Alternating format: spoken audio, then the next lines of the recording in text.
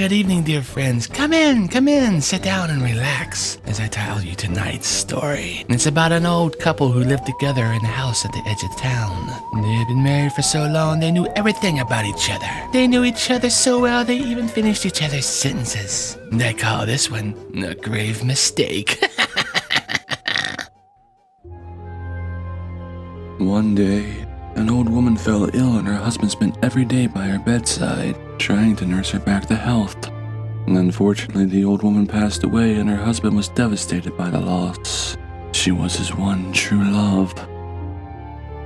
Soon afterwards, the doctor arrived and pronounced her dead. Because it was the middle of summer, they had a small funeral service and buried her the next day. The old man was so grief-stricken that as his wife's coffin was being lowered into the grave, he tried to jump in after her. The people at the funeral had to hold him back until the grave was filled in. Lonely and miserable, the old man returned to his empty home. That night he was awakened by a strange scratching sound. It grew louder and louder, but he couldn't figure out where it was coming from. When he turned over in bed, he met a terrifying sight. He saw a figure of a woman standing outside his bedroom window. With horror, he realized it was his wife. Her eyes were sunken and hollow. Her mouth was open wide in a silent scream, and her fingers were clawing at the window pane. When he ran over to the window to open it, the figure vanished in the thin air. He phoned the doctor immediately and begged to have his wife's body exhumed from the grave. The doctor refused to allow the coffin to be dug up, telling the old man that he was just suffering from stress after his wife's death. But the old man continued to see the same ghostly apparition outside his window every night.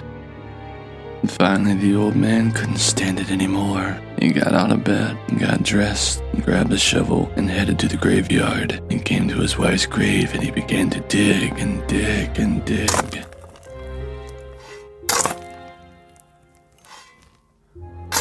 When he eventually unearthed his wife's coffin and pried open the lid, he recoiled in horror. No! His wife's mouth was wide open, frozen in a silent scream. There were scratch marks all over the inside of the coffin lid, and then her fingers were wore down to the bone.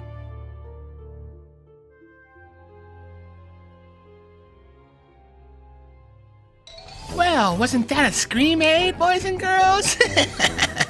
Burying someone alive is surely a grave mistake. And I bet the husband will be haunted by his wife's horrified face for the rest of his life.